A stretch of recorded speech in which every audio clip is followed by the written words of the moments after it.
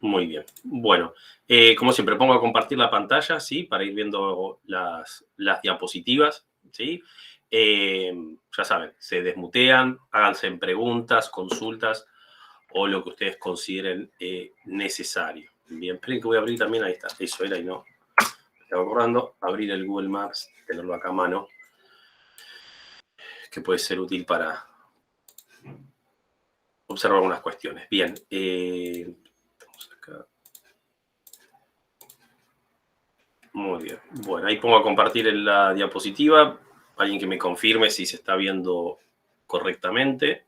Creo que sí. Sí, se ve, profe. ¿Se ve bien? Muy bien. Vamos a arrancar entonces. Primero vamos a ir con Egipto. Sí, va a ser el primer país que vamos a presentar el día de hoy. Egipto es un país que se encuentra en el norte de África. Bien. El continente africano se puede subdividir, se puede clasificar, y para esto sí voy a ir al Maps, así lo vemos mejor. ¿Sí? Ahí tenemos, ahí está un poquito mejor. Ahí va. Bien, dejemos en el norte de África, ¿sí? En el extremo noreste de África tenemos Egipto. Bien. Decíamos que África se puede llegar a clasificar o se puede subdividir en una serie de regiones. Bien, la mayoría de los continentes también lo hemos visto o lo habrán visto, pero ahí está. ¿Cómo podemos subdividir un continente? ¿No? En el caso del continente africano, una de las divisiones más utilizadas, ¿sí? O más comúnmente utilizadas, es la siguiente, ¿bien? Es clasificar, integrar, mejor dicho, a todos los países del norte de África, Egipto, por ejemplo, ¿sí? Libia, Túnez, Argelia, Marruecos, ¿bien? Como los países del África árabe, ¿bien? Haciendo justamente referencia a la cultura predominante, ¿bien? El África blanca, también conocida, ¿bien? O el África sahariana, ¿bien? Por ser la zona en donde domina, ¿bien? En términos de bioma y en términos geográficos, justamente el desierto del Sahara, ¿bien? Luego, los países, ¿bien? Por ejemplo, la línea, ¿bien? Imaginaria que podríamos tener entre Mauritania, Mali, Níger, Chad, Sudán, Etiopía y hacia el sur, o sea, el territorio de prácticamente el 80% del continente africano, ¿sí? Ahí hay un poquito más de zoom, toman como nombre África Negra, ¿bien? O África Subsahariana, ¿bien? Por ser el área justamente que se encuentra al sur, ¿bien? O por debajo del desierto del Sahara, ¿sí? El desierto del Sahara, miren, si yo le pongo acá en vista satélite, ahí claramente se va a notar el dominio, ¿bien? En todo el sector norte del área del desierto del Sahara, ¿bien? Y claramente, ¿sí? El centro de África y gran parte del sur de África se encuentra dominado por otro tipo de bioma, por otro tipo de relieve, por otro tipo de geografía física. Bien. Entonces, África lo ubicamos, bien, pudiendo subdividirla entre África sahariana, África subsahariana, la África blanca, África negra, ¿sí? O África árabe, también los países del norte. Y dentro de esos países del norte de África, y vamos a dar un poquito más de zoom, bien, en conjunto con Marruecos, Argelia, Túnez, Libia, encontramos a Egipto. Bien. Dentro del continente africano, Egipto es uno de los países, en términos turísticos, en este sentido estoy hablando, es uno de los países más importantes. Bien. ¿A qué me refiero con esto? Si uno observa la cantidad de turistas, ¿sí? Internacionales que visitan África, un porcentaje muy importante lo hace para visitar países como Egipto. Bien. Los otros países africanos que son importantes en términos turísticos, ¿sí? Son países como, por ejemplo, Marruecos, que también hoy lo vamos a empezar a comentar un poco en la clase del día de hoy. Bien. Y bien en el extremo sur, Sudáfrica. Bien, esos serán los tres principales países, los tres principales destinos africanos en cuanto a turismo internacional. Hay un país que, ahora voy a volver ahí al Maps para que lo observemos, que es Túnez, que también históricamente tuvo una cierta importancia, en lo que hace a la recepción de turistas. Bien, históricamente también fue un país importante en términos de cantidad de personas que visitaban Túnez. Y Túnez importante sobre todo por el atractivo, por un lado, de carácter natural vinculado a las playas, ¿bien? Y por otro lado también el atractivo de carácter cultural. Ahora bien, en el año 2011, yo no sé si ustedes recuerdan, ¿sí? Hubo una serie de revueltas en todo el mundo árabe, conocidas o que se dieron a llamar como Primavera Árabe, ¿bien? A partir del año 2011, ¿bien? Ese proceso, ¿sí? De hecho, comenzó en Túnez, se dio en Egipto, efectivamente, ocurrió, digamos, o tuvo repercusión en Marruecos, en Libia y en otros países también del mundo islámico, ¿sí?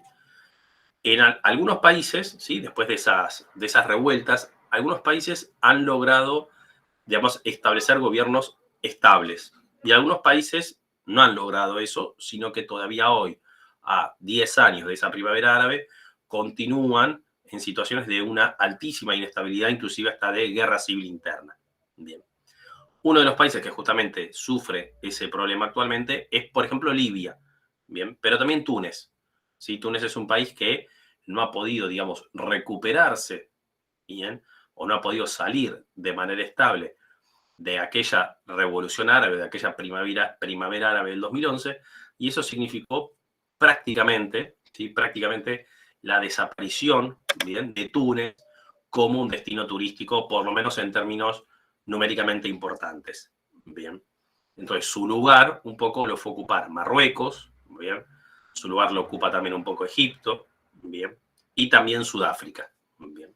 Entonces, por eso decimos que Túnez, digamos, ya no forma parte más de los principales países turísticos del continente africano, y si lo hacen, decíamos, Egipto, Marruecos. Perdón, no sé si alguien dejó acá una pregunta. Claro, exactamente, exactamente.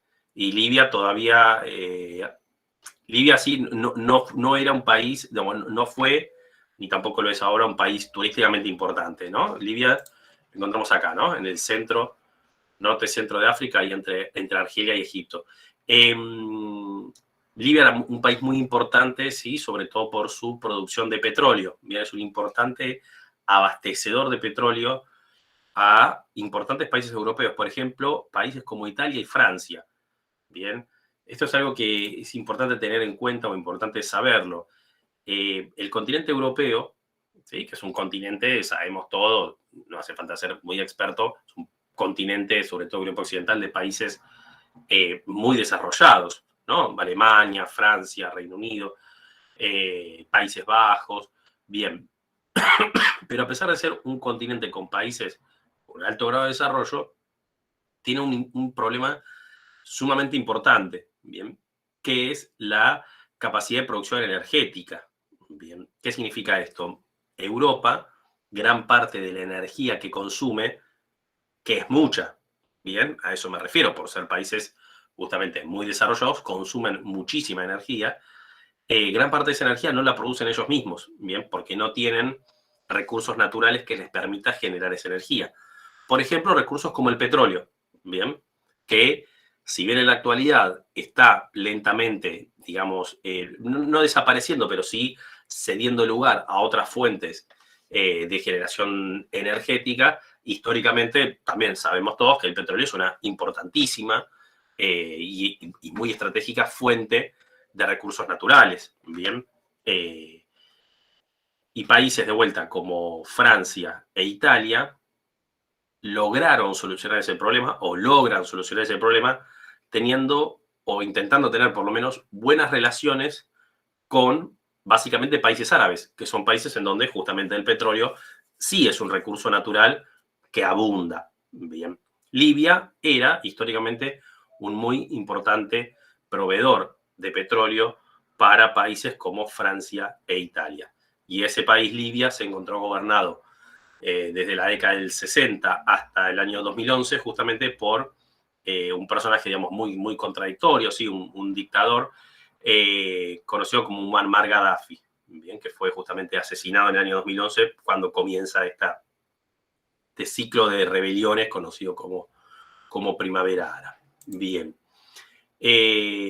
Perfecto. Entonces, ¿sí? Mencionábamos la importancia de Egipto como destino turístico en el marco de los países africanos. Egipto aparece, ¿sí? O surge como destino turístico. Ya inclusive, yo no sé si ustedes en la materia, o quienes están cursando, ¿no? Introducción al turismo, estoy seguro que sí, ustedes me dirán, pero ¿vieron quién era, o escucharon hablar, o les mencionaron en las clases quién era Thomas Cook? ¿Sí? ¿Saben ustedes quién era? ¿Lo han visto en Introducción al Turismo? Creo que estoy seguro que sí. Sí, profe. Sí, es Fue el una que organizó, ¿Quién fue? el que organizó el primer, sí, el que organizó el primer Gran Tour. Bien, perfecto. ¿Y a dónde? No sé si se acuerdan en dónde fue que organizó Thomas Cook uno de esos primeros viajes, en el año 1841. ¿No? ¿No se acuerdan? No, no pasa nada, ¿eh? No es que yo eso no lo voy a evaluar, no se preocupen. No entra para el parcial, pero simplemente para saber. Perdón, ¿no fue el primero que llevó de Inglaterra a las pirámides? Bueno, fue el primero, efectivamente, ¿sí? A ver, Thomas Cook, ¿qué es lo que inventó? Thomas Cook inventó el concepto, ¿sí? De el viaje todo incluido. O sea, él inventó, digamos, el negocio de la agencia de viajes. Eso es lo que él inventó. No significa que antes de Thomas Cook no se hacían viajes. Todo lo contrario, o sea, se hacían viajes. En términos poblacionales era una cosa minoritaria. Bien, el común de la gente no viajaba. Menos aún por placer, bien, o por distracción o por ocio. Pero Thomas Cook, lo que a él se le ocurre y lo que él inventa, bien, lo que él desarrolla, es el modelo de negocio de la agencia de viajes. Bien, en donde una persona se acerca a un negocio determinado, la agencia de viaje, y se le vende un conjunto de servicios, ¿bien? Transporte, guías de interpretación, alojamiento, gastronomía, ¿bien? Y se vende todo eso bajo el formato de un paquete turístico, ¿sí? O viaje todo incluido. El primero que hace eso, decíamos, es Thomas Cook. Él, el primer viaje en realidad que él hace, ¿sí? organizado de esa manera, es un viaje interno en Reino Unido, ¿sí? Un viaje interno en Inglaterra, para ser precisos, entre Leicester y yo ahora no recuerdo, y otra ciudad británica. Pero importante también que uno de los primeros viajes internacionales que él organiza, estamos por fuera del Reino Unido, es justamente viajes a Egipto. Piensen esto en 1850, 1860, ¿sí? O sea, no había empresas de transporte que se dediquen al transporte de pasajeros entre, ejemplo, Reino Unido y Egipto. Bien. No había en Egipto una infraestructura hotelera para, digamos, preparada o esperando que lleguen turistas. ¿Sí? O sea, fíjense el grado de innovación de visión de futuro que tenía Thomas Cook. Bien, bueno, eso, digamos, tomo la anécdota de Thomas Cook para que ustedes empiecen a observar cómo Egipto tiene, ¿sí? Una historia bastante extensa, valga la redundancia por la propia historia del Antiguo Egipto, que algo ya veremos a ver en un ratito, bastante extensa en relación a su desarrollo turístico. Bien, podríamos decir que en el mundo, ¿sí?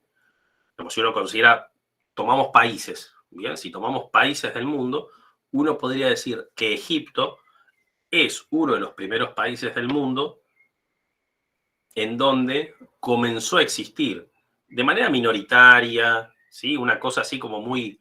Imagínense que Thomas Cook organizaba esos viajes y era un viaje en el año que se organizaba, ¿sí? Para un grupo de 100, 200 personas.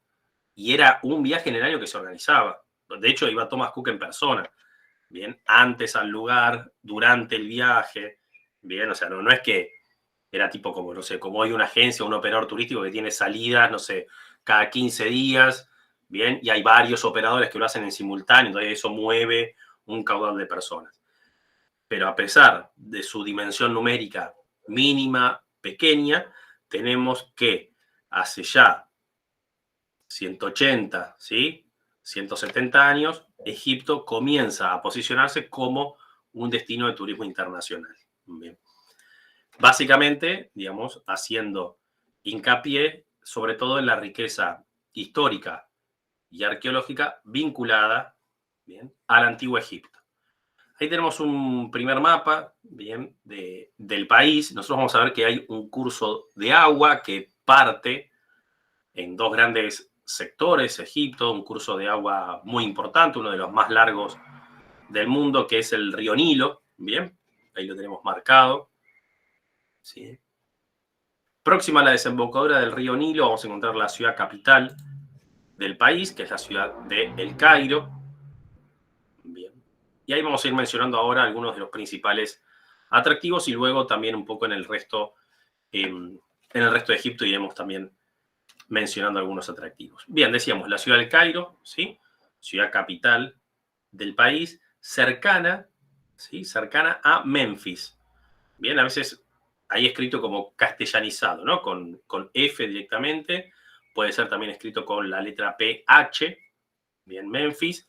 Fíjense que incluso creo que en este mapa, sí, acá aparece Memphis ahí como muy, muy cerquita, sí, muy cerca ahí al sur del Cairo, bien, muy cerquita, por cierto, bien, que era la antigua capital de Egipto. Bien, cuando hablamos del antiguo Egipto, ¿a qué nos estamos refiriendo? Nos estamos refiriendo justamente al periodo, bien, de dominio de los faraones. Esto estamos hablando, calculen ustedes, hace unos 4.000 años, o sea, estamos hablando hace 2.000 a 3.000 años antes de Cristo. Bien, considerando al Antiguo Egipto como una de las primeras civilizaciones, uno de los primeros desarrollos más avanzados, ¿sí?, de la raza humana sobre el planeta Tierra.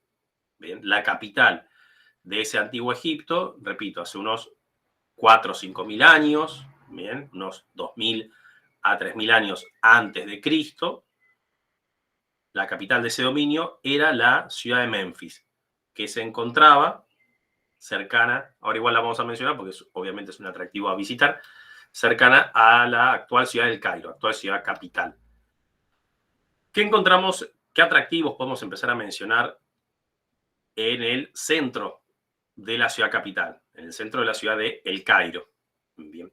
Centro de la ciudad del Cairo vamos a mencionar, ¿sí?, una fortaleza, bien, un área amurallada, conocida como Ciudadela de Saladino, bien, o Ciudadela de El Cairo. Bien, puede tener el nombre de lo podemos encontrar, creo que en destinos incluso aparece con los dos nombres, si no me equivoco. Ciudadela de Saladino o Ciudadela de El Cairo. Bien. La Ciudadela de Saladino justamente toma el nombre, ¿sí?, toma el nombre del sultán que la construye hacia el siglo XII, bien, esto es hacia el 1100 de nuestra era aproximadamente. Bien, es una fortaleza que cumplía funciones de carácter militar, de carácter defensivo, en una colina, en lo alto de la ciudad. Bien, incluso en la actualidad todavía esa colina y este punto funciona como un punto de vista panorámico, de observación, ¿sí?, para apreciar la ciudad. Bien. Y en el interior de la ciudadela, además de su función estrictamente militar, estrictamente defensiva, encontramos distintos edificios, bien, sobre todo de carácter religioso o bien de carácter civil, como palacios o mansiones que pertenecían justamente a la aristocracia gobernante de ese momento. Bien. Fuera, pero fuera de la ciudadela de Saladino, pero muy próximo, bien, a ese sector de la ciudad, encontramos una de las más importantes mezquitas, bien, por lo menos es igual la única que vamos nosotros a mencionar en la clase el día de hoy, sí, para Egipto por lo menos, bien, pero una de las más importantes mezquitas del Cairo, que es la mezquita de Al-Azahar, bien. Esta mezquita es importante por lo siguiente, bien. Creo que en la clase que estuvimos viendo Turquía y Grecia, en el caso de Turquía puntualmente, creo que yo les había dicho que las mezquitas, ¿sí?, en el mundo árabe no solamente tienen una importancia vinculada, digamos, al rezo, ¿sí?, a la oración, a las ceremonias religiosas, sino que también tiene una importancia vinculada, por ejemplo, al estudio del Corán, ¿sí? A la formación, bien, en las enseñanzas del Islam. Bueno, esta mezquita de Al-Azhar inclusive tiene en su interior, bien, en el complejo de la mezquita, una universidad, bien, que es una de las universidades más importantes del mundo islámico. Bien, entonces no es solamente un punto para el rito espiritual, para el rezo, bien, para la oración o para determinadas ceremonias de carácter religioso, sino que también cumple una función educativa y formativa muy importante, que es inclusive contar con una universidad, bien, en un edificio. A ver, la foto que ustedes están viendo es la foto puntualmente del sector de la mezquita, bien.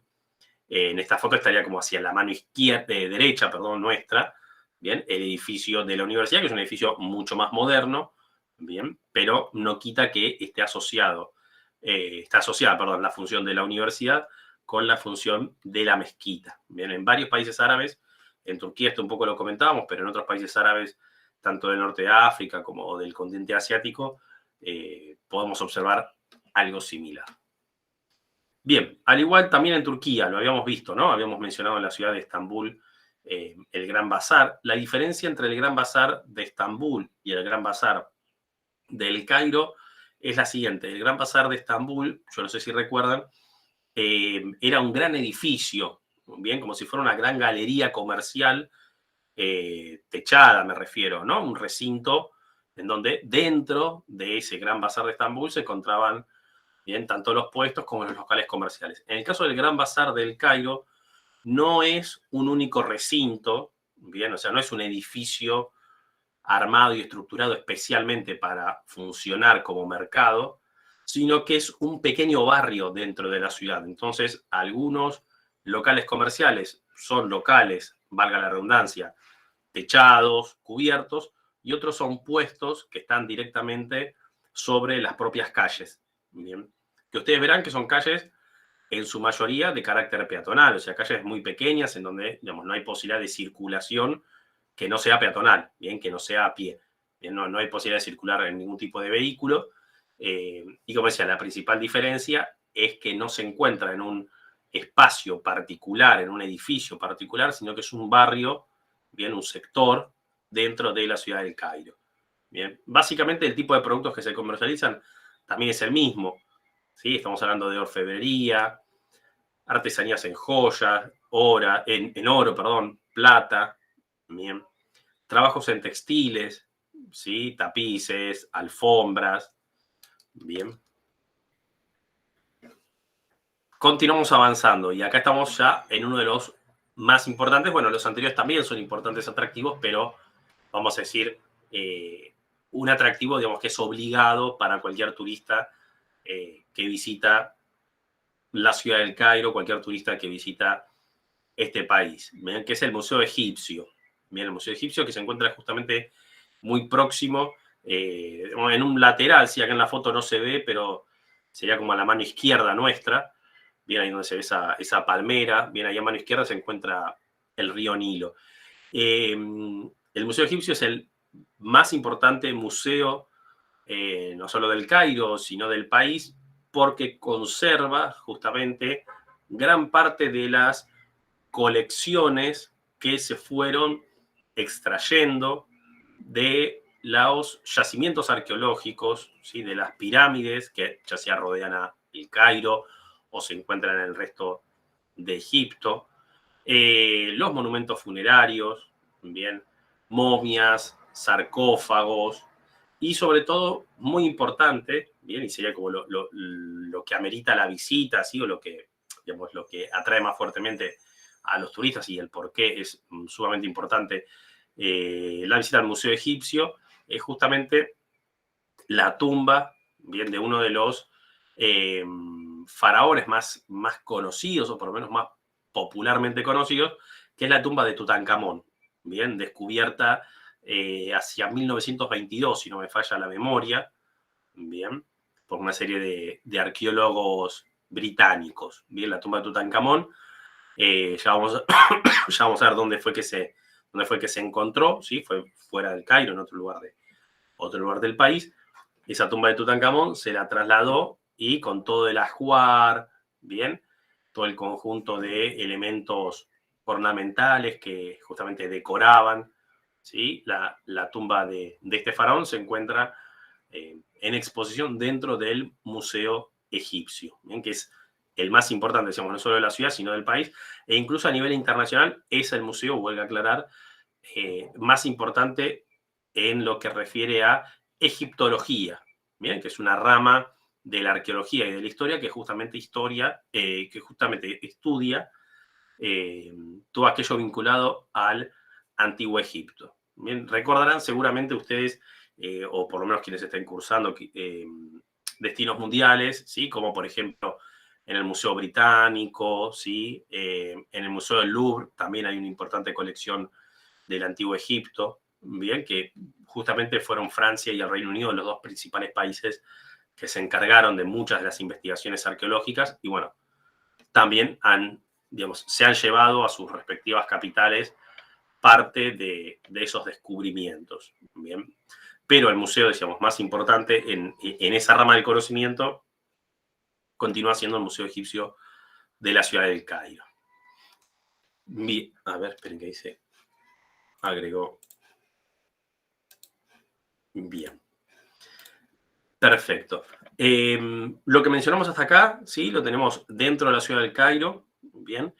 Vamos a mencionar ahora algunos atractivos que se encuentran en los alrededores de la ciudad del Cairo. Bien, esto significa que son atractivos que se pueden visitar desde la propia ciudad, ¿bien? O sea, alojándose en la ciudad del Cairo.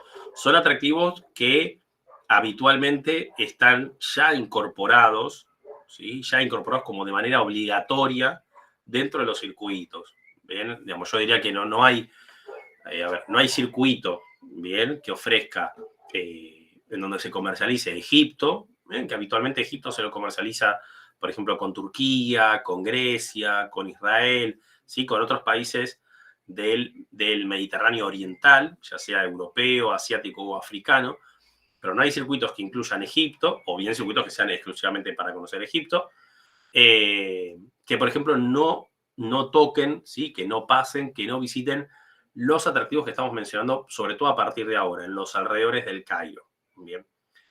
Uno de esos importantísimos atractivos, justamente, es la ciudad arqueológica y abandonada de Memphis, bien, que era aquella antigua capital durante, valga la redundancia, Antiguo Egipto. Bien. La ciudad de Memphis se encuentra al sur del Cairo, a unos 20 y tantos kilómetros, ¿sí? 25, 26 o 28 kilómetros, ahora no me acuerdo exacto el número, pero bueno, entre unos 20 y pico y 30 kilómetros al sur del Cairo, o sea, se puede tranquilamente visitar en el día, bien, como decíamos.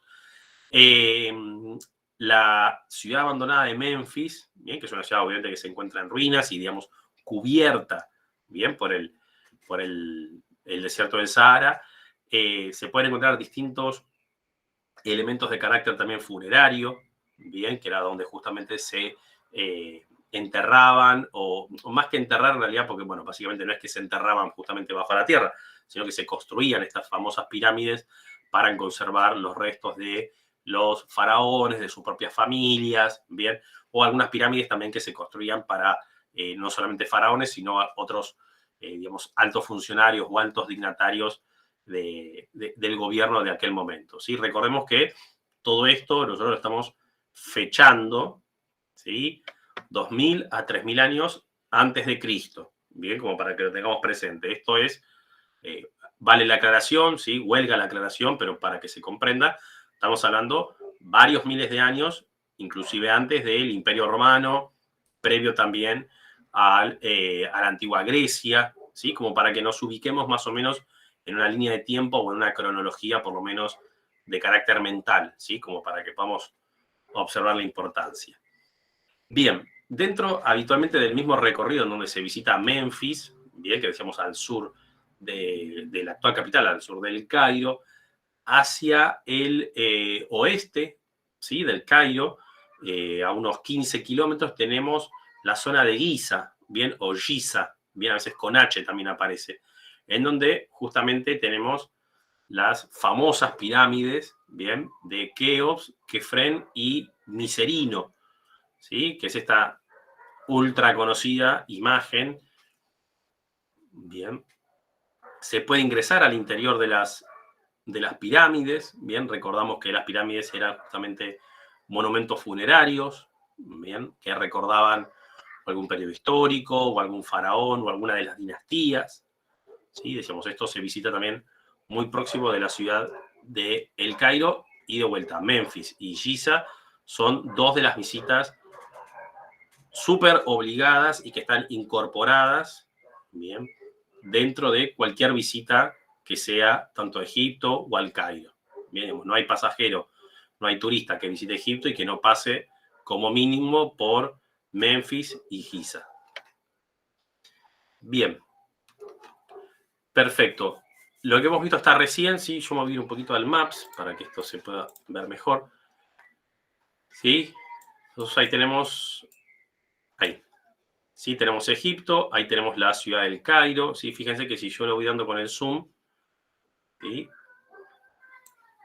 Giza lo tenemos ahí. Fíjense que está dentro de lo que podríamos decir dentro del área metropolitana del Cairo. ¿Sí? Ahí tenemos a Giza.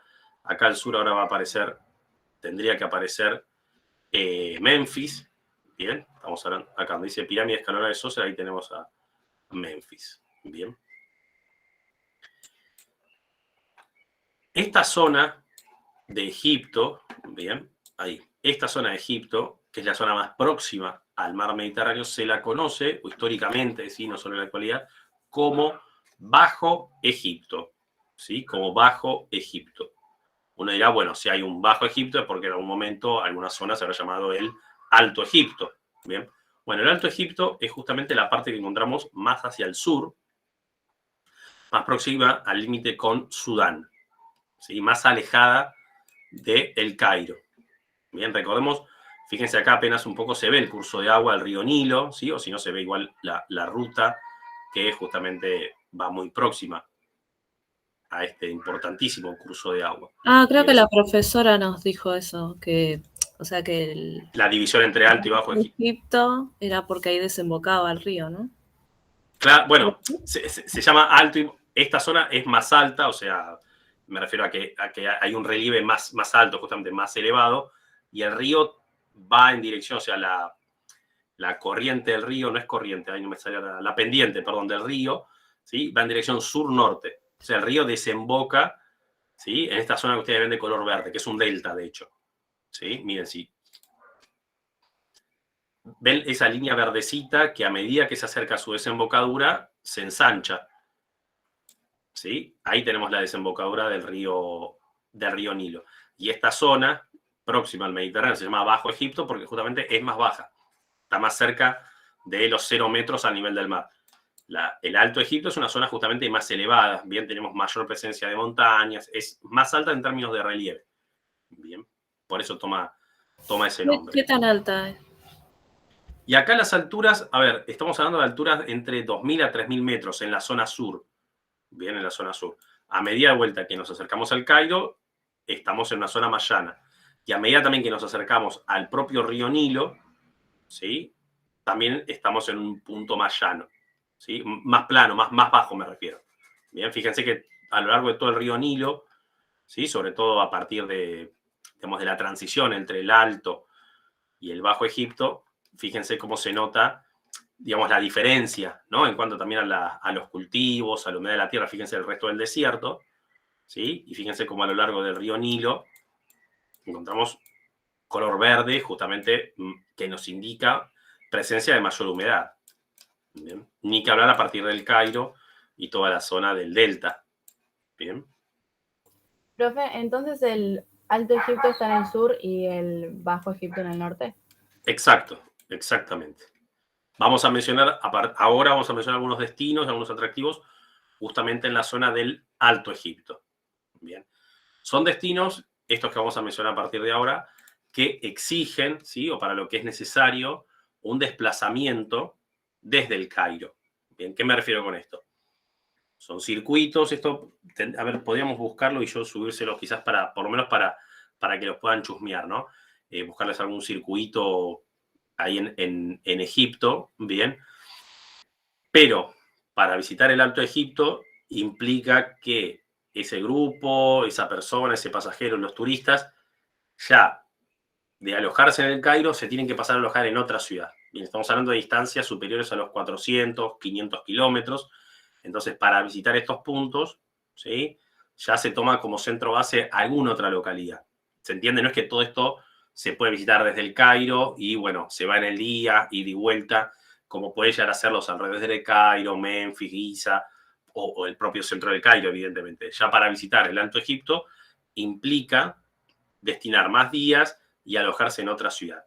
Muchos de esos circuitos, de esos recorridos, lo habitual, por así decirlo, es realizar el desplazamiento desde el Cairo en dirección hacia el sur, ¿sí?, sobre todo a bordo de embarcaciones, ¿sí?, de cruceros, en donde se cuenta con posibilidad de dormir, obviamente de realizar todas las comidas del día, bien, ir remontando en sentido contrario de la pendiente el río Nilo, bien, y acercarse a alguna de las ciudades del Alto Egipto, bien, o sur de Egipto, si quieren entenderlo ahí como más simple, bien. Uno de los principales destinos en el Alto Egipto, bien, de las visitas también obligadas, es la ciudad de Luxor.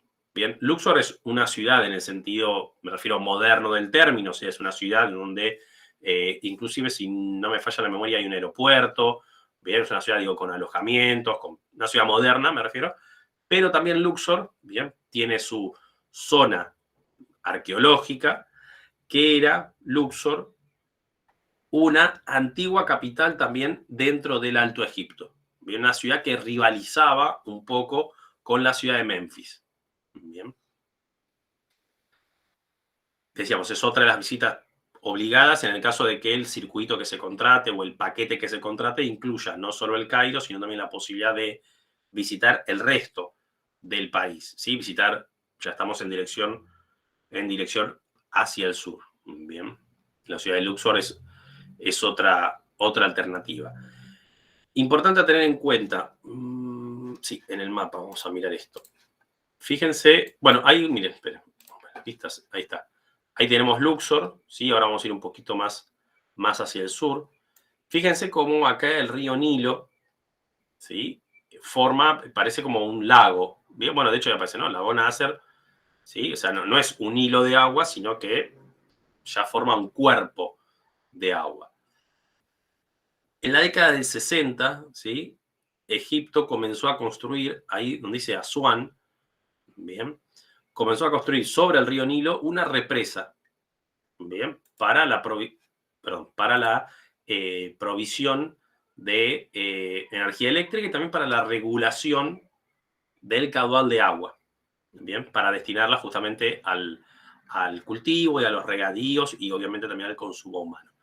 Claro, la construcción de una represa en esa zona, ¿qué significó? Que en esta zona de Asuán, si el río corre en sentido sur-norte, significa que toda esta zona del Alto Egipto se va a inundar. Si ahí bloqueo el paso de agua, ¿sí?, construyo una pared de hormigón, claramente el río va a comenzar a desbordar. Bien, se va a comenzar a formar este lago Nasser, que es un lago, digamos, de formación artificial. O sea, si no hubiera estado la represa, este lago no se formaba.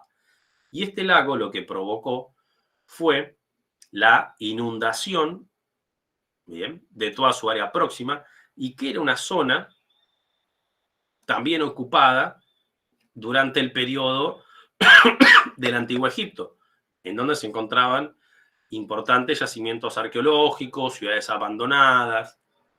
Entonces, a partir de la década del 60, ¿sí?, y con todo un conjunto de países y organismos internacionales, comenzaron a negociar con Egipto la posibilidad de salvar todo ese patrimonio arqueológico, ¿sí?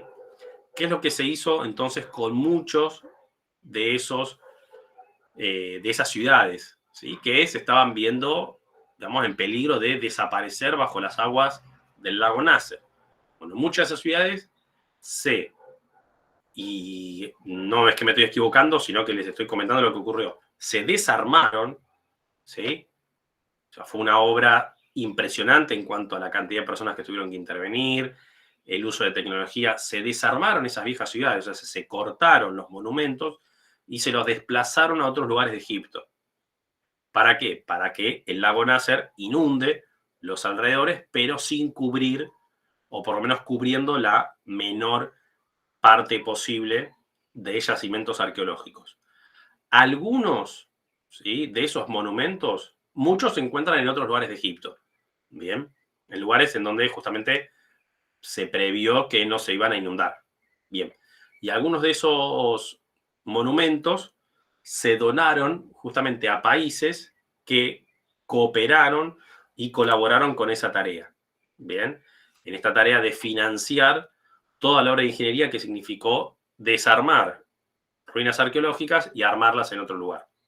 Bien, uno de los países que recibió monumentos, que recibió en realidad un templo egipcio entero, fue, por ejemplo, España. Bien, yo no lo nombré en la clase para quienes hayan visto conmigo en Destinos Mundiales Madrid, bien, pero en España, en el centro de la ciudad, en el centro de Madrid me refiero, ¿sí? Cerca de la zona de Gran Vía, para que se den una idea, hay un templo egipcio, ¿sí? Se llama Templo de Debod, bien, que es un templo que Egipto le dona a España, no recuerdo exacto el año, pero fin de la década del 60, inicio de la década del 70, justamente en agradecimiento a España por la colaboración con esa tarea.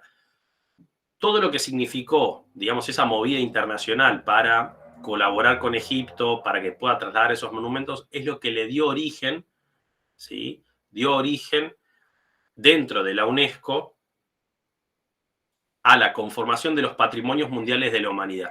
Ustedes habrán visto, y digo, tanto en esta materia como en destinos, como quienes estén cursando otro tipo de materias, habrán visto que hay un título, por así decirlo, una categoría que otorga la UNESCO, ¿sí?, que es la Organización de Naciones Unidas para la Ciencia, la Cultura y la Educación, que otorga la UNESCO justamente a determinados barrios de ciudades, bien, localidades, determinados atractivos, museos, iglesias, ¿sí?, templos religiosos, zonas naturales también, una categoría especial que UNESCO reconoce la importancia de determinado patrimonio y reconoce la importancia de su necesaria conservación. Ustedes conocen esto, ¿no? Sí, lo hemos visto en alguna materia, yo creo que o en Destinos o en Geo, seguro alguna les mencioné.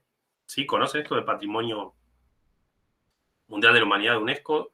¿Hemos visto alguno? ¿No? ¿No? Sí, profe. Sí, bien.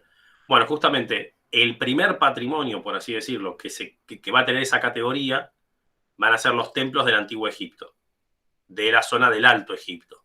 Bien, porque es el primer patrimonio en donde actúa UNESCO diciendo, bueno, paremos con la intervención humana, o sea, que Egipto, bueno, tenga su garantía para poder desarrollar esa represa hidroeléctrica, pero sin destruir este patrimonio. Y la UNESCO, justamente con un conjunto de países, va a colaborar para que eso se pueda realizar. Profe, una pregunta. ¿Es de Sí. ese entonces que por ejemplo, lo que tiene el Museo de Francia, el Louvre, los de Inglaterra, también es de ese momento? No, bien la pregunta. No es de esa época, ¿sí? Las colecciones egipcias que encontramos, por ejemplo, en el Museo del Louvre, en París, en el Museo Británico en Londres, justo hace poquito, creo que fue la semana pasada, ¿no?, que vimos en Destino, vimos Alemania, y les nombré en el Museo de Pérgamo, ¿sí?, en el museo Antiguo, en el Museo Nuevo, sí, recuerdan ir a los museos en Berlín, nombramos que también había importantes restos, ¿sí?, de las civilizaciones del Antiguo Egipto. No son de esa época, bien, o sea, no son de esa época, me refiero, no son de la década de 60 y 70, que, bueno, Egipto voluntariamente le dona a ciertos países porque colaboraron en esa tarea. Todas esas colecciones egipcias en museos europeos, en realidad, son propias de fines del siglo XVIII, o sea, fines del 1700, y vamos a decir, primeros 50 años del siglo XIX, del 1800, ¿bien?, que es cuando se comenzaron a dar las primeras exploraciones arqueológicas, que básicamente fueron británicas y francesas, dentro de Egipto. Bien. Y esas excavaciones, esas tareas arqueológicas, no solamente implicaban que científicos británicos o franceses se trasladaban a Egipto, sino que cuando volvían a sus países de origen, iban con los barcos básicamente llenos de todos los elementos y artefactos que habían encontrado. Y esos elementos y artefactos hoy forman parte de estos museos, el Museo Británico, el Museo del Louvre, bien, y otros museos de la Europa Occidental. ¿Sí? No, esas colecciones... Claro, son anteriores. Exacto, sí, son anteriores y no son fruto, digamos, de la voluntad de Egipto, ¿sí? Es decir, bueno, le regala este país que nos ayudó en tal cuestión, bueno, le regalamos en modo de, ¿sí? de obsequio, sino que fue fruto, ¿sí? De lo que, digamos, del expolio, ¿sí? Del robo. O sea, a nadie no se le preguntó ni se le pidió permiso a ninguna autoridad de Egipto si, no sé, en el Museo del Louvre, por ejemplo, está expuesto un papiro que es el libro de los muertos, ¿bien? Que es un papiro de la época, digamos, del Antiguo Egipto, estamos hablando, ¿sí? Hay una colección de momias y sarcófagos impresionante, y eso no es que Napoleón, por así decir, porque de hecho, bueno, fue Napoleón el que encargó esa tarea, no es que le preguntó a algún gobernante de Egipto, bueno, ¿me puedo llevar todo esto? No, o sea, se cargó en un barco y se llevó a París como para continuar con las investigaciones y ahí quedó desde hace 200 años prácticamente. Bueno, profe, el año pasado, si no me equivoco, fue que muchos países estaban pidiéndole al Reino Unido que devuelvan un montón de cosas que se sacaron, digamos, que tomaron, que se robaron. Pero bueno, el Museo Británico obviamente se niega, pero Sí. muchos países estaban reclamando. Sí, continuamente hay reclamos por parte de países, sí, básicamente países africanos o asiáticos. En el caso de América, esto ocurre, por ejemplo, entre Estados Unidos y Perú, ¿sí? Es una universidad norteamericana, ¿sí? La Universidad de Yale, ¿sí? Y-A-L-E, Yale, ¿sí? La Universidad de Yale, que fue la universidad, digamos, que patrocinó el descubrimiento de Machu Picchu, ¿sí? Para dar un ejemplo, digo, más próximo, ¿sí? Geográficamente a nosotros. Y gran parte o muchos objetos originariamente de Machu Picchu se encuentran en Estados Unidos, en distintos museos o en la propia colección de la Universidad de Yale. Y también Perú continuamente intenta negociar o ver de qué forma, lo mismo Egipto, lo mismo otros países africanos o países asiáticos con países europeos, que a veces, bueno, no sé, bajo forma de préstamo, por ejemplo, ¿sí? Que las colecciones que están en el Museo Británico vuelvan a Egipto, ¿sí? En una fecha en particular, o que queden expuestas un tiempo para después volver, y los museos europeos habitualmente no tienen mucha voluntad de hacerlo, básicamente. Me cuesta pensar ahora algún ejemplo en donde eso haya tenido una respuesta satisfactoria, ¿sí? Lo habitual es que el argumento que utilizan, ¿sí? Los museos europeos es: el museo está abierto para que lo visite quien quiera. Bien, entonces, si no sé, Y como que son patrimonios de la humanidad y no de los países en sí, dicen. Bueno, y es también claro, un poco lo que ellos argumentan, claro, es, a ver, la colección, no sé, vamos a ver, qué sé yo, la piedra Rosetta, por ejemplo, ¿no? Que recuerdan el Museo Británico, es esa piedra en donde en 3 idiomas distintos, entre ellos jeroglíficos egipcios, se permitió descifrar este idioma, ¿sí? Esta grafía. El argumento del Museo Británico es, primero, el Museo Británico está abierto a todo el mundo, sí, es de entrada libre y gratuita, de hecho, es cierto, es verdad, es gratis la entrada, puede visitarlo cualquiera. Y lo que argumentan los países, digamos, desarrollados es, bueno, nosotros tenemos la tecnología y el conocimiento para poder conservar esto, ¿sí? En países subdesarrollados como ustedes, ejemplo Egipto, bueno, esto puede llegar a verse, no sé, destruido por un conflicto bélico, capaz que ustedes no tienen la técnica necesaria, suficiente, entonces está en nuestro museo, ¿bien? O el otro argumento es, bueno, pero esto en realidad no pertenece, ¿sí? Digo, museo, el argumento como de los museos europeos, ¿no?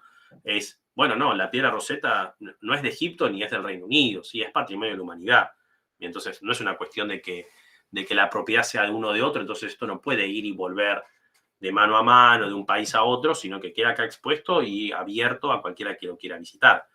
Pero bueno, en concreto es que ciertos bienes patrimoniales sumamente importantes y digamos, valiosísimos, no se encuentran en sus ubicaciones originales, sino que se encuentran en países que han básicamente expoliado o robado ese patrimonio. Bien, y el caso de Egipto es uno de los países donde más claro esto se observa. Bien. Perfecto. De Luxor, ¿sí? Continuamos en dirección más hacia el sur, ¿sí? Más hacia el sur, cerca del límite, fíjense ustedes. Vamos a ir al mapita que tenemos acá. Ahí está. ¿Sí? Ahí tenemos la zona de Valle de los Reyes. ¿Sí? Valle de los Reyes. Bien, la zona de Valle de los Reyes era también un espacio destinado,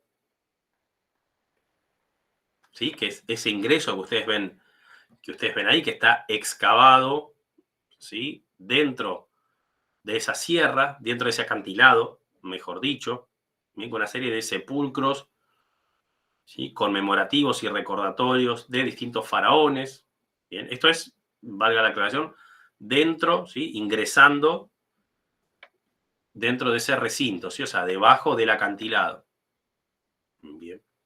Creo que en el caso de las pirámides, también lo comentaba, ¿no? Que en el caso de las pirámides de Giza, lo que se advierte habitualmente es, sobre todo a personas claustrofóbicas, ¿sí? O personas que quizás tengan algún problema para su movilidad, no son lugares recomendables. Bien. En el caso del Valle de los Reyes, fíjense ustedes, hay una serie de pasarelas internas, corredores que permiten, ¿sí? La circulación, digamos, más normal de las personas. En el caso de las pirámides, es un espacio un poco delicado para personas que, de vuelta, tengan algún tipo de fobias al encierro, ¿bien? O simplemente, digamos, no se puedan movilizar muy bien por su propia cuenta.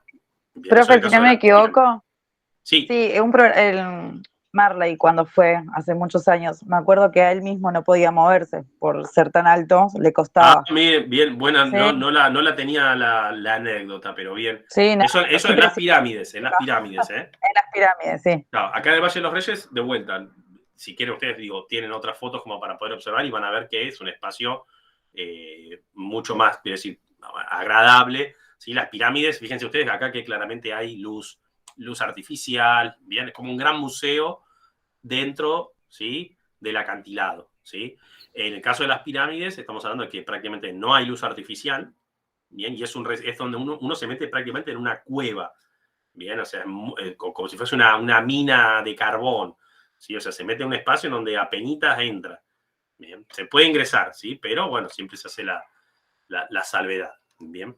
Profe, ¿el Valle Sí. de los Reyes está dentro de lo que sería la ciudad de Luxor o no? ¿O es otra ciudad? Está próximo a la ciudad de Luxor, sí. Pero es otra ciudad. Sí. Profe, una pregunta. Estaba leyendo el comentario de Alan, muy bien. Bien. Sí, escucho, Romina.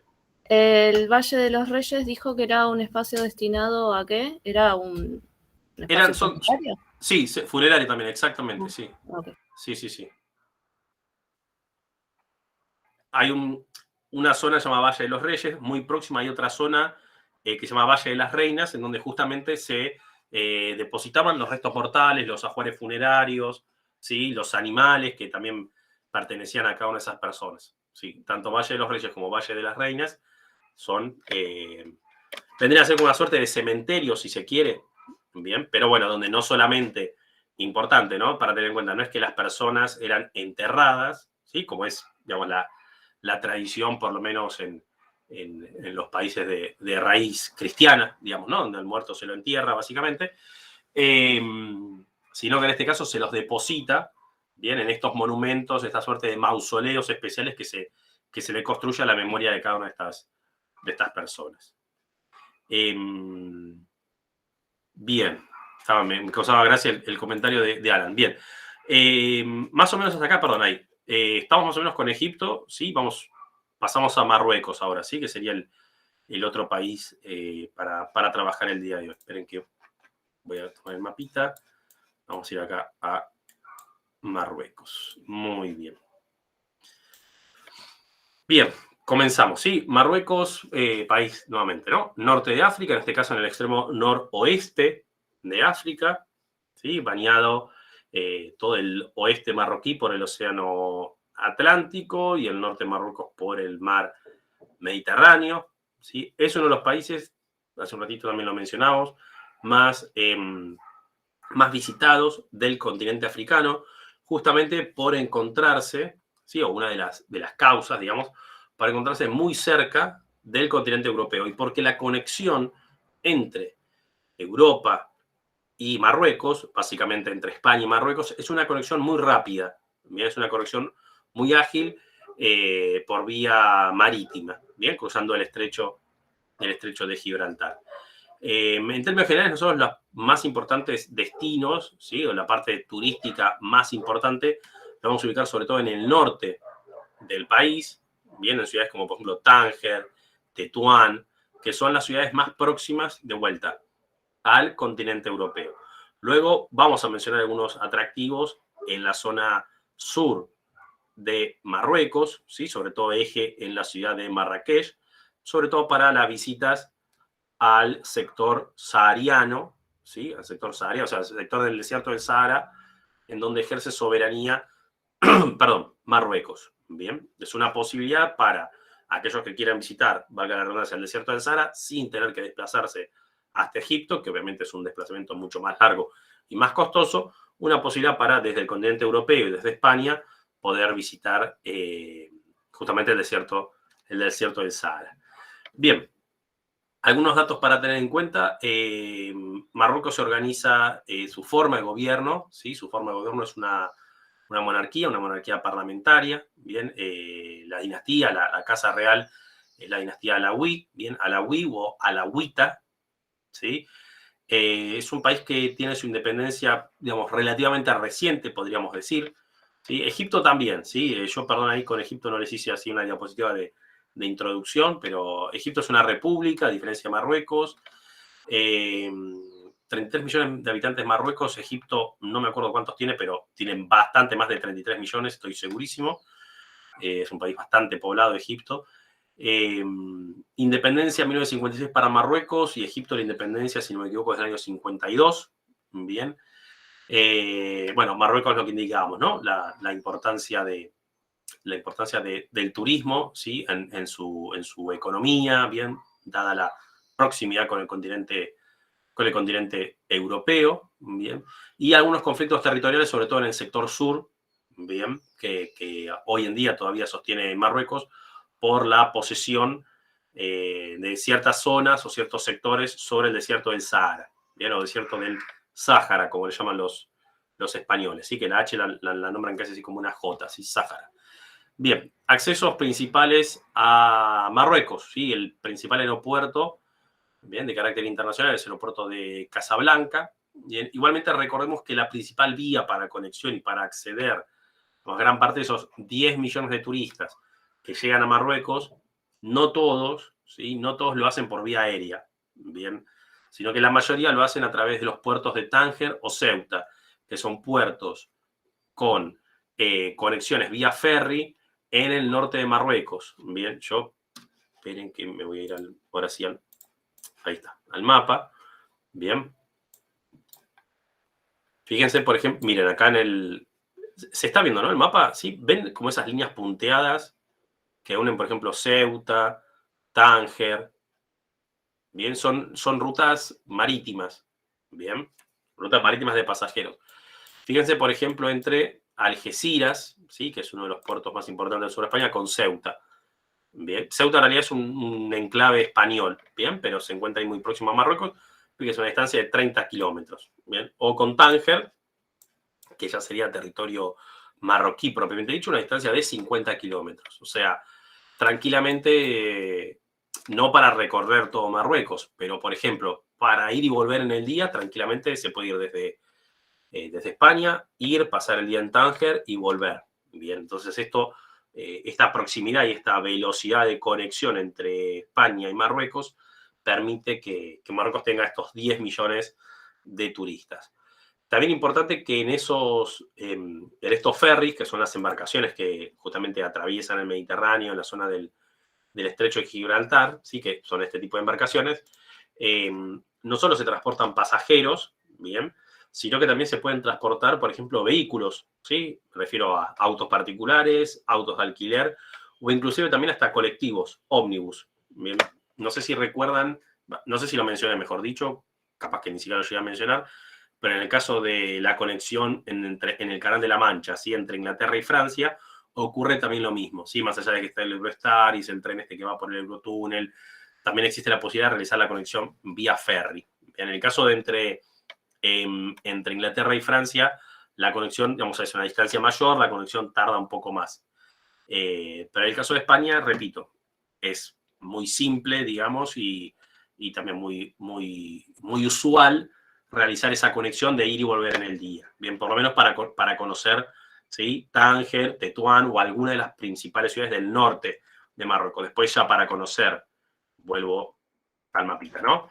Conocer Tánger o Tetuán, bien, que son las ciudades del norte. Ahora, ya para dirigirse a la capital o dirigirse a Marrakech, bueno, ya eso implica un desplazamiento en cantidad de kilómetros y en días mucho mayor.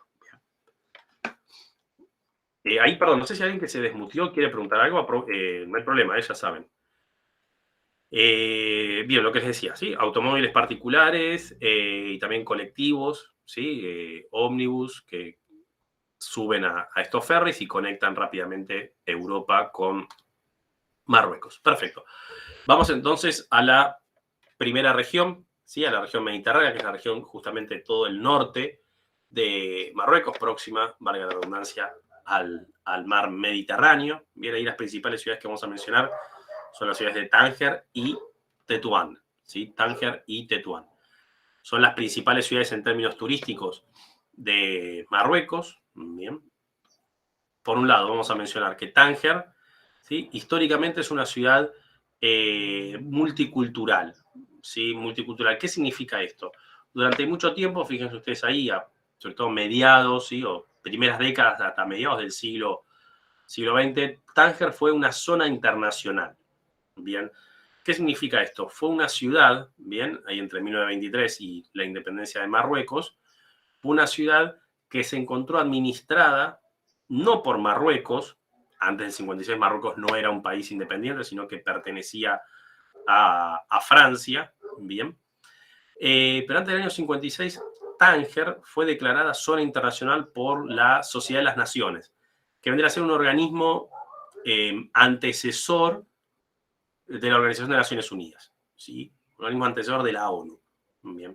Entonces, ese organismo, la Sociedad de las Naciones y un conjunto de potencias, bien, entre las cuales estaba España, Francia, Italia, Alemania, Reino Unido, Estados Unidos, habían establecido que Tánger, por su importancia estratégica, no podía ser una ciudad incorporada a un país determinado, sino que era una zona de carácter internacional. Bien. Entonces, ¿eso qué es lo que permitía? Permitía la existencia de personas e individuos, ¿sí? Y el tráfico de personas e individuos de las más variadas procedencias idiomáticas, culturales, religiosas, políticas también. Entonces, eso transformó a Tánger, sobre todo a lo largo del siglo XX, y le dio a Tánger ese título que ahí yo puse entre comillas, ¿sí? Ese título de ciudad de espías. Bien, ciudad de espías. Tánger tiene un puerto, ahí yo les puse, ¿sí? Relativamente actual, relativamente reciente, ¿sí? El puerto de Tánger Med, sea Tánger Mediterráneo, bien, que es el puerto más importante del norte de África, es un puerto financiado y construido por Francia, ¿sí? Marruecos es un importante país, tiene una importante alianza, mejor dicho, con Francia. Bien. Básicamente Francia, con lo que es el norte de África, sí, históricamente tiene muy buenas relaciones, y la mayoría de los países del norte de África tienen buenas relaciones de vuelta con la República Francesa, ¿sí? Marruecos no es la excepción, y justamente mucha de la inversión en infraestructura en Marruecos está derivada de capitales y o compañías, empresas francesas. Bien. Algunos de los más importantes artistas o personalidades, ¿sí? Del mundo sobre todo de las artes, que habitaron en Tánger, o por lo menos vivieron en algún momento en Tánger, bien. Tenemos ahí algunos pintores, bien, artistas plásticos como Henri Matisse, Eugène Delacroix, bien. Poetas, ¿sí? O escritores como William Burroughs, bien, que era norteamericano, ¿sí? Y Oscar Wilde, bien, británico, ¿sí? Algunos de los más conocidos que han vivido en Tánger, bien. ¿En dónde, digamos, en dónde se daba esa vida social, ¿sí? En dónde residían estos importantes visitantes, dónde se juntaban las tertulias políticas o las tertulias artísticas? Bueno, el Café de París, el Café Fuentes, el Hotel El Minsaj, el Hotel Continental, bien, eran algunos de los lugares que obviamente hoy se pueden visitar, bien, que continúan abiertos, continúan cumpliendo su función gastronómica o su función de hotelería, ¿sí? Y que recuerdan a los distintos, digamos, pasajeros famosos que alguna vez se alojaron en estos lugares. Bien. Y ahí también les agregué algunos eventos vinculados al mundo de las artes, ¿sí? Festival de jazz, teatro y música latina que se llevan a cabo en Tánger permanentemente. Vamos entonces con uno de los primeros atractivos dentro de la ciudad, bien, el Museo de Artes Marroquíes, bien, el Museo de Artes Marroquíes, que se encuentra, y yo les puse ubicado dentro de la Alcazaba o Kashba, ¿sí? En su idioma, digamos, en idioma árabe sería Kashba, ¿sí? Traducido al castellano, o no traducido al castellano, sino transliterado al castellano, sería algo así como Alcazaba, bien, que es el nombre que toma, a ver, ¿qué significa Kashba o Alcazaba? Para que nosotros podamos entender, vendría a ser como el casco histórico, ¿sí? O la fortaleza central de la ciudad. Bien, siempre que una ciudad árabe hablemos de la Kashba o la Alcazaba, estamos hablando de la zona central, histórica, fundacional, bien, normalmente rodeada por grandes murallas o por fortalezas de una ciudad determinada. Sí, muchas ciudades árabes, o la gran mayoría de las ciudades árabes, por lo menos las ciudades históricas y las ciudades importantes, bien, en términos poblacionales, en términos estratégicos, todas esas ciudades tienen una alcazaba o un kashba. Bien. ¿Qué podemos encontrar en el interior del Museo de Artes Marroquíes? Bueno, una importante colección procedente de todo el país, bien, de distintos yacimientos arqueológicos, bien, básicamente formado por utensilios en madera, bien, trabajos realizados en distintas joyas, bien. Los trabajos en cuero y madera son particularmente muy peculiares, ¿sí? O muy demandados, ya sea para su compra como para su visita dentro de Marruecos. Bien. Luego también los trabajos en alfombras, cerámicas y otros textiles que también son propios en realidad del resto, no solo de Marruecos, sino del resto de los países árabes. ¿Sí? Ahí tenemos algunas imágenes, ¿sí? Del patio interior y de las puertas de ingreso al Museo de Artes Marroquíes. Bien, Catedral de Tánger, ¿sí? Puede llegar a llamar la atención, ¿no? Una catedral católica dentro de un país árabe. Bien, Marruecos es uno de los países árabes más, digamos, abierto, ¿sí? O más flexible, mejor dicho, a otras religiones. Bien, justamente Marruecos, por un lado, porque, bueno, todos los años lo visitan más de 10 millones de turistas y no necesariamente todos esos 10 millones de turistas proceden de países árabes, más bien todo lo contrario, en gran medida proceden de otros países europeos que justamente no son países de cultura árabe, bien, por un lado. Por otra parte, Marruecos históricamente, por su posición y la propia ciudad de Tánger, por su posición estratégica, por haber sido ciudad internacional, siempre fue un lugar, digamos, de mucho tráfico de personas procedentes de distintas partes del mundo. Entonces eso hizo, en términos generales, a Marruecos y sobre todo el área mediterránea y particularmente a la ciudad de Tánger, una ciudad más flexible en lo que significa, ¿sí? Toda la cuestión, digamos, de carácter religioso. Bien, entonces esto se puede llegar a observar, por ejemplo, en la existencia de esta catedral, ¿sí? Ahí dice restos de misioneros españoles. Ustedes como misioneros españoles, una catedral de la década del 60, ¿sí? Una catedral relativamente moderna, uno podría decir. Bueno, España, hasta el año 75, para ser exactos, ¿sí? Hasta mediados de la década del 70, España inclusive era un país que tenía colonias sobre el actual Marruecos. Bien, ¿qué significa esto? Tenía territorio del Reino de España que se encontraba dentro del actual Marruecos. ¿Sí? Ustedes habrán visto en el mapa, ¿sí? Que fíjense acá en el norte de Marruecos, ¿sí? Ven cómo hay una línea. Sí, acá tenemos, bueno, vamos así por parte, ¿no? Ahí tenemos Marruecos. Perfecto. Ahora sí, nos vamos acá al norte, fíjense que hay una ciudad que tiene ahí un límite internacional, entonces uno diría, bueno, pero esto es Marruecos o no es Marruecos, que es Melilla, ¿sí? Y fíjense, ahí aparece y dice España, no dice Marruecos. Bien. Y en el caso de Ceuta ocurre lo mismo. Bien. Sí, hay un límite internacional, tenemos el resto de Marruecos. Bien. Fíjense incluso hasta cómo los nombres, ¿sí? Están en francés, que es uno de los idiomas oficiales de Marruecos. Bien, los nombres acá de los distintos puntos, y como acá los nombres están en castellano. Incluso, miren, hay un supermercado Día, de hecho. Bien.